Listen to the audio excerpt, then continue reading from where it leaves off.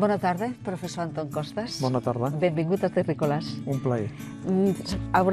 Vostè, que és un observador molt atent de la realitat, haurà vist que plouen les notícies sobre que estem sortint de la crisi, que les coses van millor, que les dades macroeconòmiques són esperançadores i optimistes, i hem volgut convidar-lo per parlar d'aquesta qüestió, perquè el pròxim dia 26 apareixen a les llibreries el seu darrer llibre, El final del desconcierto, un nuevo contrato social para que España funcione, i estic molt interessada en que pugui explicar a l'audiència quina és la seva tesi sobre aquest final, entre cometes, de la crisi. Vostè és catedràtic de Política Econòmica i president de l'Observatori d'Avaluació i Anàlisis de les Polítiques Públiques de la Universitat de Barcelona i és un articulista que és molt seguit, em consta, perquè, a més, cada vegada que entres a Twitter algú recomana algun dels seus articles al País, a La Vanguardia, al Periódico, i, a més, ha escrit llibres amb una freqüència extraordinària que ens ajuden a interpretar què ens està passant. Citaré només alguns dels darrers que ha publicat. Per exemple, La crisi del 2008, de la economia a la política i més allà. Després, La torre de l'arrogància, que el va publicar l'any 2012, Polítiques i mercados després de la tormenta. Aquest va fer molt d'impacte perquè estàvem en plena crisi. I també La nueva piel del capitalisme, que és el darrer que ha publicat i que el va publicar el 2006. Aquest, el final del desconcert, ¿realment estem desconcertats y por qué estem desconcertats? Bueno, yo creo que era cuando lo estaba escribiendo, era una palabra que veía con mucha frecuencia en las conversaciones, que escuchaba con mucha frecuencia en las conversaciones, que leía en muchos artículos, ¿no? La idea, no sabemos lo que nos pasa, estamos desconcertados, ¿por qué pasa esto, ¿no? El desconcierto era una palabra que me aparecía de una forma continua, ¿no? Casi abusiva en la mayor parte de las, insisto, de las conversaciones y de los libros. Por eso lo elegí. Dice, bueno, voy a ver cuál es la razón, por qué este desconcierto, qué es lo que lo está originando, cuáles son las razones y si puedo aportar algo, ¿no? Para producir ese final del desconcierto, al menos en términos de explicación de por qué las cosas pasan.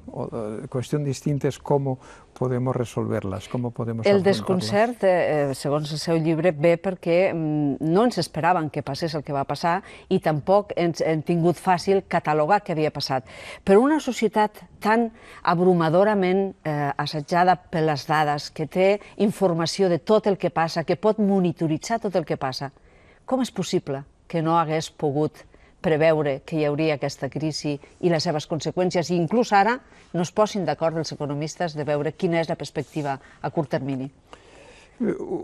Quizá, probablemente, la explicación está en que no utilizamos ese conocimiento, y especialmente en este caso, que nuestros gobiernos, no solo el nuestro en particular, sino los gobiernos occidentales, no han utilizado el conocimiento económico que teníamos. Es como si los médicos, ¿no? Frente a un cáncer, en vez de utilizar lo que dice la ciencia médica, se dedicasen a ser esto, o en vez de médicos, curanderos, ¿no? Yo creo que es lo que nos ha pasado. Antes de la crisis era evidente que allí había una burbuja que nos iba a hacer muchísimo daño, como estos tifones del Caribe que hay ahora, pero no se tuvo en cuenta. Después sabíamos que eso que hemos llamado política de austeridad no funciona, nos lo dice el análisis económico que no funciona, y sin embargo no lo tuvimos en cuenta y se ha aplicado. Por lo tanto, mi respuesta sería porque no estamos aplicando la mayor parte del conocimiento que tenemos sobre las cosas, en particular sobre la economía. O perquè es distorsiona aquest coneixement, no? También, eso también. Perquè quina culpa ha tingut en la situació que vivim ara les teories, per exemple, de Friedrich Hayek, de Milton Friedman i tot el neoliberalisme que ha governat des de la Thatcher i Reagan fins ara pràcticament a tot el món occidental? ¿Quina responsabilitat hi té aquesta teoria en la cosa que ens ha passat? Sin duda, las ideas y la forma de ver el mundo que tenemos cada uno de nosotros es muy determinante de nuestra conducta, ¿no? Ideas e intereses forman un poco una mezcla, a veces difícil de separar, ¿no? ¿Cuál es el campo de las ideas y de los intereses. Allá por los años 80, después de 3 décadas, los años 50, la salida de la Segunda Guerra Mundial, los años 50, 60 y 70, que fueron los mejores años de nuestras vidas, por decirlo así, aquellas 3 décadas, los 30 gloriosos se llaman. En los años 80, el pensamiento y la política que había estado por detrás de ese buen comportamiento de la economía cambió. En gran parte cambió porque en los años 70, si recuerda, claro, la gente joven que ahora nos escucha pensarán que esto es ya el terciario o algo así, ¿no? Pero los años 70, después de 3 décadas muy buenas, nuestras economías se vieron enfrentadas a una inflación extraordinaria y sorprendentemente una inflación que venía acompañada de estancamiento. Porque hasta aquel momento los economistas decíamos que la inflación era mala, pero que al menos la inflación estimulaba el crecimiento, ¿no? Pero a partir de los 70 nos ocurrió una cosa extraordinaria, la inflación se disparó y el crecimiento y el empleo se hundió. Claro, ante aquel escenario, las viejas ideas de tipo keynesiano, las que nos venían después de la guerra, daba la impresión de que no eran capaces de explicar por qué ocurría aquello. Y es en ese escenario cuando entran las nuevas ideas que ahora llamamos neoliberales, de Hayek, de Friedman y otros muchos, que comienzan a explicar por qué ocurría eso. Y ese cambio tiene también, en el tiempo, coincide con un cambio en la orientación ideológica de los gobiernos, ¿no? Aparece en el Reino Unido Margaret Thatcher, aparece en Estados Unidos Ronald Reagan, e inmediatamente después en Europa hay también una ola de pensamiento de ese tipo. Sin duda, las ideas influyen mucho en la vida y en la vida social, en la vida económica y en nuestra vida particular. Pero creo que también hay una mezcla de intereses y que no se le puede atribuir a los economistas y a sus ideas todas les maldades que Però hemos visto. vostè, de fet, a l'any 2011, 2012, recordo que escrivia amb molt d'èmfasis i posava dades sobre la taula de que la política d'austeritat que feia el Banc Central Europeu i d'alguna manera sota l'hegemonia d'Alemanya era perniciosa, que això no només no ens faria sortir de la crisi, sinó que agreujaria les conseqüències de la crisi. Aquí, fins a quin punt hi ha ideologia i fins a quin punt hi ha interessos, i si hi ha interessos, ¿quiénes eran los intereses que dominaban? Sí, en primer lugar, la austeridad solo fue una respuesta europea, ¿no? En Efectivamente, porque Obama feia el contrario. Exacto, ¿no? Es decir, todas las economías del mundo, absolutamente todas, en el año 2009 se hunden. Es como un avión que está volando en el año 2008 de maravilla, a una altura de crucero, diría el piloto, y a una velocidad de crucero, y de pronto, a final del 2008-2009, mete el morro hacia abajo y se hunde. Todas las economías del mundo, todas. Lo sorprendente es que a partir del 2010 todas las economías comienzan a poner de nuevo el avión, comienza a poner el morro hacia arriba y continúa, no era la alegría de la huerta, ¿no? Pero continúan todas las economías creciendo, poquito pero creciendo. Y a finales del 2010 solo hay una región económica del mundo, solo una en el mundo, que su economía vuelve a meter el morro hacia abajo. Esa es no la Unión Europea, sino el área del euro. La zona euro. Porque hubo países que pertenecen a la Unión Europea, el caso de Suecia o Gran Bretaña, que continuaron creciendo. Sin embargo, todos los países del área del euro metieron el morro hacia abajo. Dice, bueno, en la vida, si ves que los demás más o menos van tirando y tú ¿no? vuelves de nuevo a tener una neumonía o una pulmonía, dice, el problema es tuyo, no es de los demás. Eso fue el resultado. ¿Y la razón aquí, la mezcla de intereses e ideología? Yo creo que allí se mezclaron, en aquel momento estamos año 2010, recordemos España, la Comisión Europea, el Banco Central Europeo, el propio presidente del Banco Central Europeo, el francés Trichet, le envía una carta secreta privada al presidente del gobierno español diciéndole o hacen ustedes esto o no les apoyaremos. Y dice, bueno, en aquel momento, ¿qué sucede? Yo creo que al menos hay tres factores, dichos de forma rápida, que hay que tener en cuenta. En primer lugar, que aquella crisis fue la primera crisis del euro y cogió al euro sin los instrumentos necesarios para poder hacer frente a una crisis de esa. A veces, yo soy de Puerto de Mar, de Vigo, he trabajado en astilleros y siempre he visto aquella situación como si tú echas en el año 2002 un paquebote, es decir, un gran transatlántico, lo echas al mar, ¿no? Lo echas al mar durante 6 años. Mar en calma. Mar en calma, Claro. transita las aguas tranquilas de una manera de maravilla, todos contentísimos. Viento a favor. Viento a favor, de proa, ¿no? Viento a favor, y de pronto llega el primer mal viento y las olas se agitan un poco y ese barco comienza a zozobrar, ¿no? Pero en ese momento, mucha gente que va en el barco, los países comienzan a decir, un momento, que yo estoy mareado, o me he caído al agua, échenme un bote salvavidas, y de pronto ves que ese barco no lleva bote salvavidas. Eso es el euro. Ese es el euro. Pero ¿cómo es posible haber lanzado al mar, ¿no?, a un barco de esta naturaleza, no ponerle lanchas salvavidas, botes salvavidas? Yo creo que eso fue, metafóricamente dicho de otra manera. Se construyó el euro sin los instrumentos de defensa y necesarios. uno de ellos básico es un banco central como Dios manda. ¿Qué es un banco central como Dios manda? Es como un banco de sangre, que hay que tenerlo ahí, en la mayor parte de las ocasiones no utilizados, pero para los momentos de urgencia, cuando de pronto hay un gran accidente de un tren o de cualquier cosa, un ataque terrorista, y tú tienes que tener reservas y tienes que tener unos gerentes de ese banco que estén dispuestos a hacer transfusiones. En este caso es transfusiones de crédito.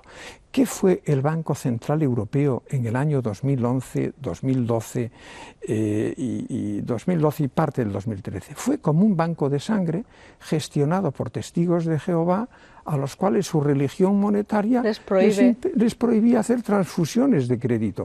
Pues mire usted cómo vamos. Esto, por lo tanto, al contrario, en Estados Unidos, Ben Bernanke, el presidente de la Reserva Federal, dijo aquello en 2008, confíen ustedes en el futuro, sigan consumiendo, sigan invirtiendo, sigan pidiendo crédito, porque aquí está la Reserva Federal que va a hacer todo lo necesario durante todo el tiempo que sea necesario hasta que el desempleo en Estados Unidos baje del 6,5%. Y desde aquel momento hasta hoy, con Janet Yellen siguen con esa política. 35.000 millones de dólares mensuales, a ver si echando cuentas es fácil, desde finales del 2008 hasta el año 2035.000, más o menos, 35.000 Pero si era tan Pero si era tan antieconòmic i era tan evident, i Stiglitz, el Premi Nobel, Stiglitz ho deia, Krugman ho deia, si tanta gent ho deia, com és que va persistir durant tant de temps i encara ara estem en aquesta política? Porque primero no utilizamos el conocimiento que sabemos. Sí. ¿Y por qué no lo utilizamos? Bueno, puede haber, he dicho hace un momento, porque no tenemos los instrumentos adecuados, no teníamos un banco central como Dios manda, como sí lo teníamos en la crisis en España de los 90, donde el Banco de España funciona así. Pero hay también, y usted me quiere llevar a ese terreno, ya lo veo, ¿no?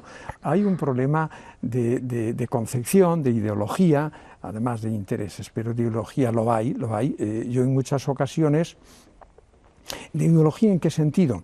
Que de pronto, desde la Comisión Europea, aún recuerdo al comisario finlandés de Economía de la Unión Europea, donde se nos quiere vender la austeridad como una virtud macroeconómica. Y miren, la austeridad es una virtud individual muy importante. A mí me lo enseñaron en casa, en la familia no se puede estirar más la mano que la manga y todas. No hay que endeudarse. Exacto. Como virtud individual es muy importante, pero como macroeconomía, eso no es una virtud, es una barbaridad. Yo en muchas ocasiones, cuando no era capaz de convencer ni a mis amigos del gobierno, ni a mis amigos compañeros de profesión, me di cuenta que sin querer, en vez de utilizar ya los manuales de macroeconomía, comencé a utilizar textos como el libro Confesiones de San Agustín, ¿no? Y una de las confesiones de San Agustín, ¿no?, que al parecer en su juventud no era muy santo, o al menos no iba para santo, ¿no? Una de las confesiones es cuando San Agustín dice: Señor, Señor, concédeme la castidad, pero no ahora mismo. Y yo decía lo mismo, Señor, Señor, concédeme la austeridad, el equilibrio presupuestario, pero no ahora mismo, porque cuando tienes una economía hundida, anoréxica, ¿no? Una economía anoréxica, que ya no te come el individuo, y tú por encima le retiras cualquier otro tipo de comida, el resultado va a ser tremendo, ¿no?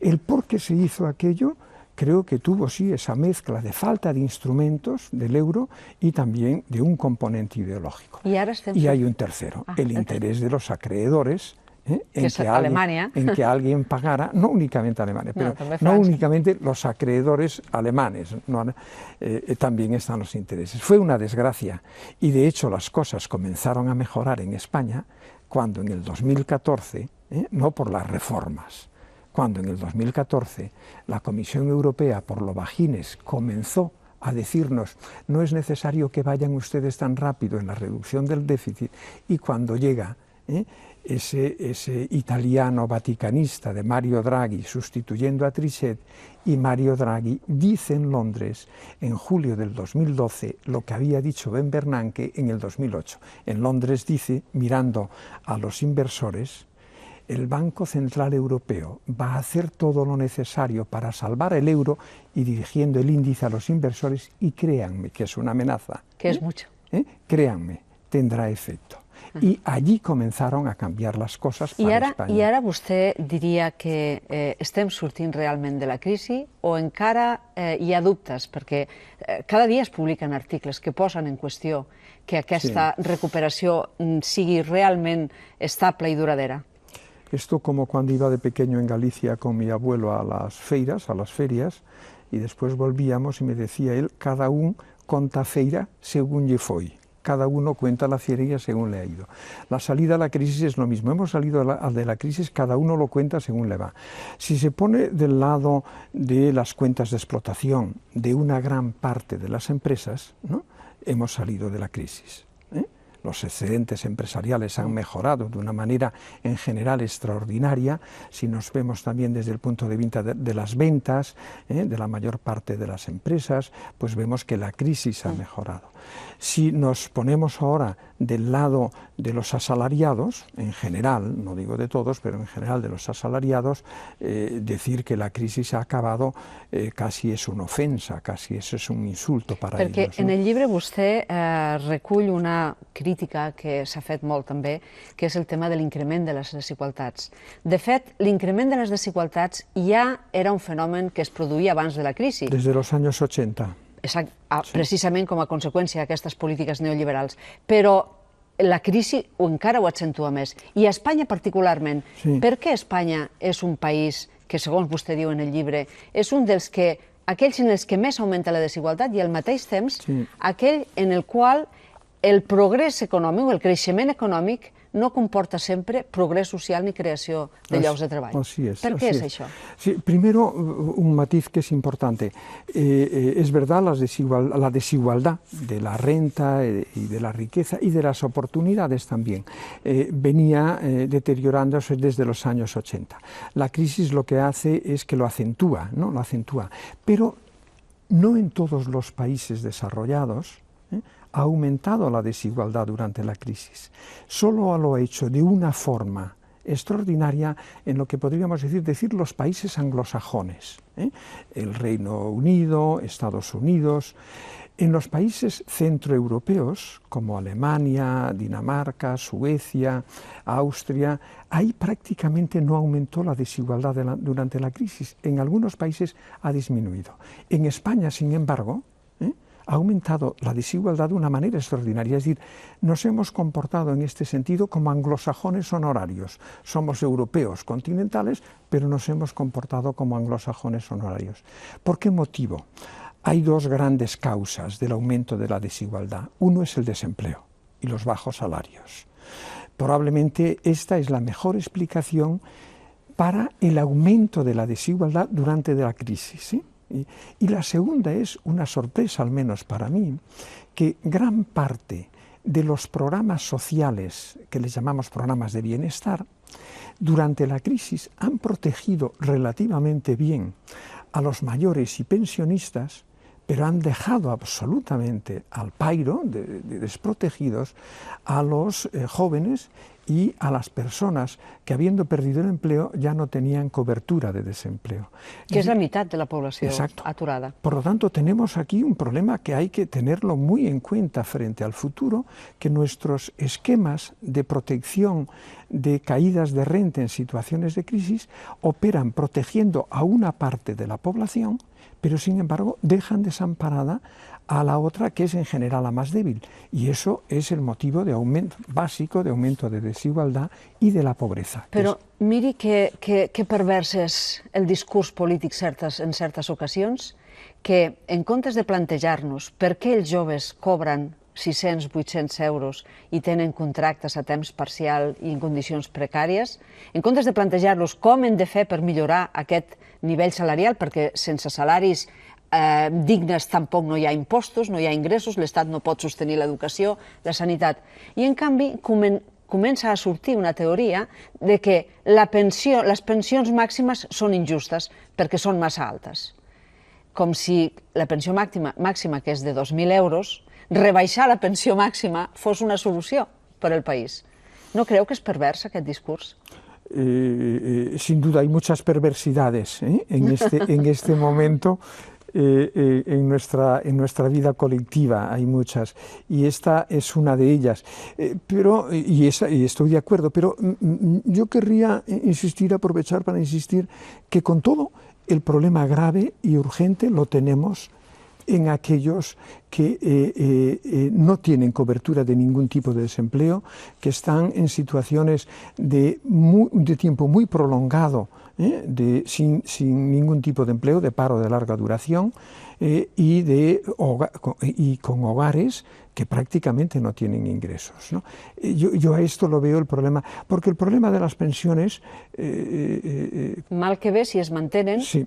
Exacto, eso quería decir. Bé, però jo volia anar també una mica a la segona part del seu llibre, perquè és una part que és molt explícita, diu, perquè Espanya funcioni, i allí planteja diferents coses que s'han de fer. És una qüestió perquè les coses millorin només de que plantegem Tranquil, això passa als telèfons. No, le he dicho además antes, creí que, que lo siento. No passa res. No, li deia, és una qüestió només de tornar a posar un nivell d'impostos adequats per satisfer les necessitats, o cal altres mesures més estructurals i més profundes? Sí. ¿Quines mesures? Vostè parla de 5 grans reptes. Sí, yo creo que si no el principal, uno de los grandes problemas que tenemos es el problema distributivo, es decir, la desigualdad en el problema distributivo. Pero el riesgo es creer que ese problema lo vamos a resolver a secas aumentando impuestos, habría que ver a quién, pero aumentando impuestos y aumentando también el gasto social. Pero una miqueta sí que podrían pujar. Sí, no, y además, ya sea por gestión de los impuestos, donde ahí nuestro sistema tributario a veces parece una cesta de mimbre, que le metes agua y se le va por... Aquí es lo mismo, ¿no? Se puede mejorar y muchísimo en la gestión y en la mejora de las figuras tributarias. Pero ahí la idea es que, cuidado, si creemos que esa es la solución, este singular, nos equivocaríamos, porque hay que tocar en varios frentes, ¿no? Y yo creo que hay 5 retos. 3 son propiamente económicos. Y en primer lugar, tenemos que hacer de nuestras economías más estables, menos volátiles, dicho de otra forma, menos maníaco-depresivas. No puede ser que tengamos fases de crecimiento de empleo espectacular, seguidas de fases de caída más espectacular aún. Esto es ciclo maníaco-depresivo. Claro, y esto se produce por una mala gestión macroeconómica, es decir, de la política monetaria de los bancos centrales y de la política fiscal de los gobiernos. Por lo tanto, primer frente, hay que gestionar mejor el ciclo de la economía. Segundo, una buena parte de la pobreza de los hogares, a veces he hablado que hay una tijera de la pobreza, una tijera que tiene dos hojas, ¿verdad? Y la pobreza es lo que queda en medio, aquellas familias que quedan en medio. Dice, ¿qué representan esas dos hojas? La de abajo, la caída de los salarios o la falta secas de los salarios. Y es evidente que esta hoja se ha abierto. Pero la otra hoja de arriba es la pérdida de renta disponible que tienen las familias al estar pagando precios superiores a los que serían precios de competencia por la vivienda, por la electricidad, por el gas, por el teléfono, y podríamos seguir así. Por lo tanto, la segunda acción que hay que hacer es recordar que la competencia en los mercados, la lucha contra los monopolios y contra las concesiones, tiene un beneficiario inmediato, que són les famílies. I sobretot els més pobres. Naturalmente. Perquè la proporció de la despesa familiar destinada a la vivienda, a la electricidad, s'emporta la mayor part de la renta disponible. Mire, yo hace poco, una anécdota rápida, hace poco, en una de mis columnas, no diré en cuál de los periódicos, de los tres, escribí algo que yo mismo me quedé sorprendido cuando vi los datos de ingresos del 30% de los hogares con menos ingresos en España. Y de esos ingresos le saqué lo que pagaban por vivienda y los servicios que van anexos a la vivienda, y vi lo que le quedaban a esos hogares para poder atender el resto de gastos durante todo el mes.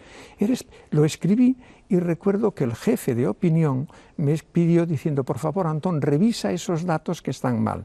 Y les mandé los datos del INE. Es que no nos lo creemos, es extraordinario. Y eso me vienen, insisto, que muchos de los mercados de bienes y consumos cotidianos funcionan con lógicas de monopolio. Y yo creo, dicho de otra manera, le doy un gran valor social a la competencia, cosa que la izquierda en general no acaba de entender, no?